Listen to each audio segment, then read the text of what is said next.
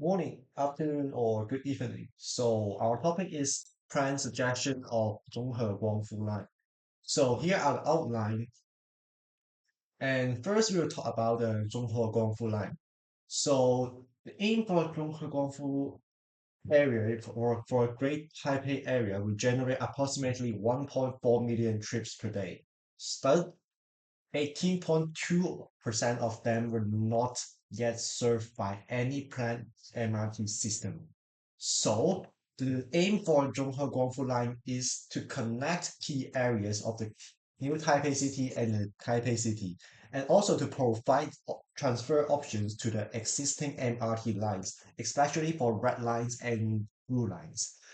And the expected outcome is to reduce the transit time between the Zhonghe and the Taipei, and also to divert the traffic from roads and reduce car reliance. So here's our project overview. Our objective is to compare and analyze different plans for Zhonghe Guangfu Line and to find the best choices, both economically and accessibility choices. So here are some plans. So first we will have the government's plan, which is 8 kilometers in total. So it has a station which allows transfer in 国父纪念馆、六张里、东莞 and 秀朗桥. And here's another plan that we propose. So basically we shift the the route in Taipei to the east so that it goes along the Keelung Road as stated in the red box and linking the Taipei 101 and Simao Station. So we'll allow more transfer in the Taipei 101 and Simao Station.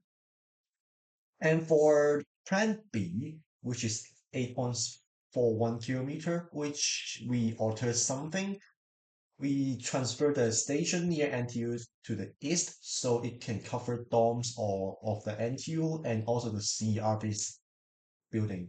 And also the route in Taipei shift east. And its final station is now no longer in 国父纪念馆. It's now in the 市政府 station. So that it will allow transfer in the blue line through the 市政府 station. So here are the method we use in our project. So first one is our logic model. So basically, the logic model for mode choice in Taipei is a stated, which is come from the Institute of Transportation, so that we can use this model and plugin it all the stuff in it, and so that we can calculate the mode probability, and we can check the percentage of people who will choose this 综合光伏 line. So here are some datas from the Institute of Transportation. And here are the calculations. We take 公馆 to 孙逸仙 Memorial Hall as example, 就是从公馆到国父纪念馆. And then as calculated, about 15% of the people will use the new rail, which is the 综合光伏 line. And then we can estimate. The next step is to estimate the population that some of the population of this line can serve. So we just calculate population sum of village covered by the 500-meter radius circle for each stations. So they are as stated in the following figures. So by calculating all of them, we can find that for proposed plan A, we can serve the most people per kilometer, which is about 27 K people per kilometer. So also we can also estimate the construction cost from the proposal that they did. The New Taipei section, which is 2.1 kilometer, estimated construction cost is about 50 billion NT dollars. So we can estimate the construction cost per kilometer, which is 23.7 billion NT dollars, and then we can calculate the total construction cost. So although proposed plan A have the most people served, but it has the ECMO is also the most expensive one. And then we can also calculate the annual benefit, which is as stated as follows. So the formula is just the ticket fee, which is 30 NT dollars times the daily trip. So is the uh total population that is served in the is served by the MRT times the 15%, which is calculated in the logic model, and then times 365. So the railway system, and also because a railway system basically will have a lifetime for 100 years. So we can calculate the NPV of each plan over the 100 years with an inflation rate of this year, which is 1.78%.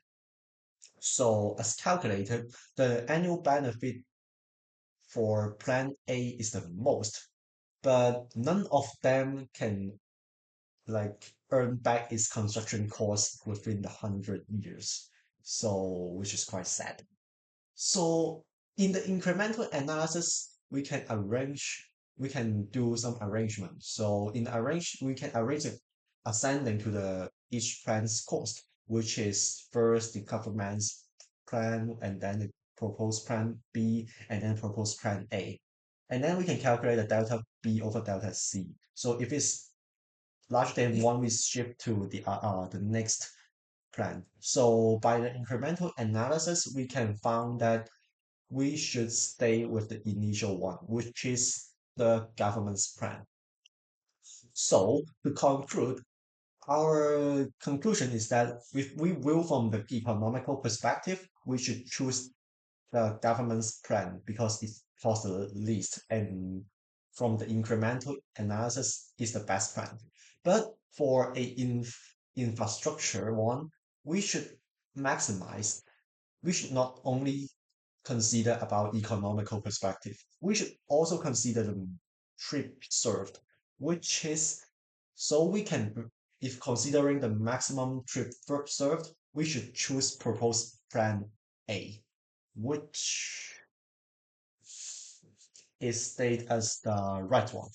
So the other possible consideration is like because we didn't consider the transfer passengers of other lines and also the trip generated by the commercial district. For example, the Taipei 101. So this is a rough estimation. And yeah, that's the end of our sharing of our video. And here are some references. And that's the end of our sharing. Thank you.